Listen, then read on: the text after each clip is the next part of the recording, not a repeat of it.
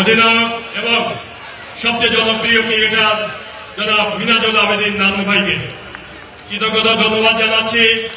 আমাদের ওয়ানডে ক্রিকেটের প্রথম সেঞ্চুরিয়ান আন্তর্জাতিক খ্যাতি সম্পন্ন ক্রিকেটার যিনি আমাদের মাঝে আজকে এসে উপস্থিত হয়েছেন, আমাদের অনুষ্ঠানকে ধন্য করেছেন জাতীয় ক্রিকেটার মেয়েরা বসেন অপি ভাইকে ধন্যবাদ জানাচ্ছি। আমাদের খুলনাবাসীর গর্ব, যিনি খুলনাকে সারা বাংলাদেশে মহিলা ক্রিকেটে পরিচিত করেছেন, জাতীয় দলের অধিনায়ক আমাদের খুলনার কৃতি সন্তান সালমা বেগমকে সেই সাথে ধন্যবাদ জানাচ্ছি।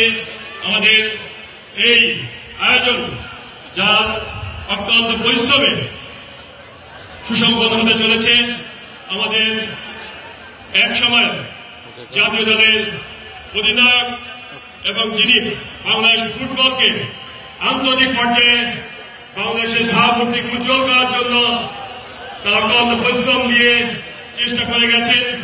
আমাদের বিএনপি ক্রীড়া সম্পাদক এই অনুষ্ঠানের যিনি মুখ্যমন্ত্রী, আমাদের ঢাকা মহানগর বিএনপি উত্তরের বিপ্লবী আহ্বায়ক, আমাদের সকলের প্রাণপ্রিয় নেতা জননেতা জনাব আমিনুল হোসেন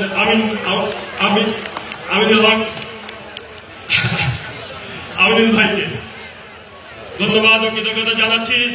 আজকের এই সুন্দর সকালে আমাদের খুলনা শহরের সমস্ত মানুষ জনগণ স্বতঃস্ফূর্ত ভাবে এই জিয়া ক্রিকেট টুর্নামেন্ট দেখতে এসেছেন এবং গ্যালারিতে অবস্থান করছেন। সকল দর্শক ভাইকে আমি আমাদের পক্ষ থেকে, আমাদের কর্তৃপক্ষের পক্ষ থেকে আন্তরিক অভিনন্দন ও কৃতজ্ঞতা ধন্যবাদ জানাচ্ছি।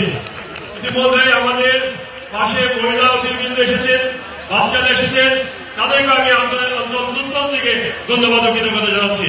বক্তব্য দীর্ঘায়িত করবো না, ইতিমধ্যে খেলা শুরু হয়ে যাবে।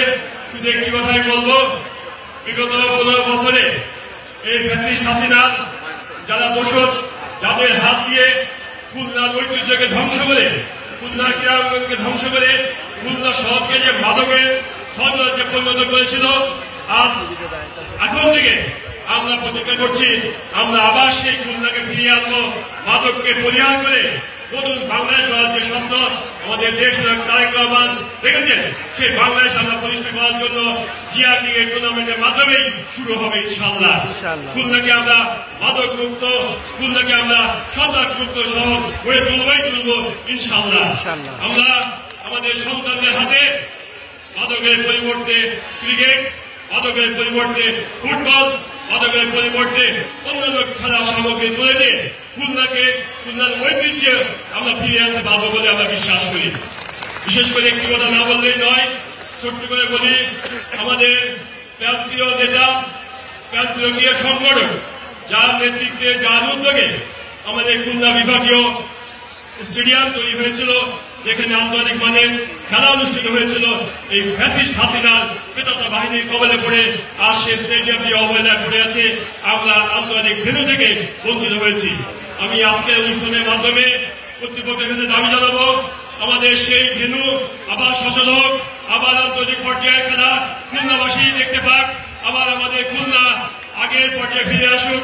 খুলনাবাসী দীর্ঘদিনের দাবি পূরণ হোক, এই আশা প্রত্যাশা আমরা করছি। এবং সেই সাথে আমাদের প্রিয় সংগঠক, ক্রীড়া ব্যক্তিত্ব আহ্বান স্মৃতির প্রতি শ্রদ্ধা জানাচ্ছি এবং তার রুহের আত্মা মাগফিরাত কামনা করছি। পরিশেষে এই অনুষ্ঠানের সফলতা কামনা করে সকলকে ধন্যবাদ জানিয়ে আগামী দিনে জিয়া ক্রিকেট টুর্নামেন্ট উন্নত এগিয়ে যাবে। আমাদের বাংলাদেশকে ঐক্যবদ্ধ করে সন্ত্রাসমুক্ত বাংলাদেশ, মাদকমুক্ত বাংলাদেশ করার ক্ষেত্রে সহায়তা করবে, এই আস্থা বিশ্বাস রেখে আমি আমার বক্তব্য শেষ করছি। ধন্যবাদ। বাংলাদেশ জিন্দাবাদ, বাংলাদেশ জাতীয়তাবাদী দল জিন্দাবাদ, শহীদ জিয়া মরক, দেশ বেগম খালেদা জিন্দাবাদ, তারেক রহমান জিন্দাবাদ।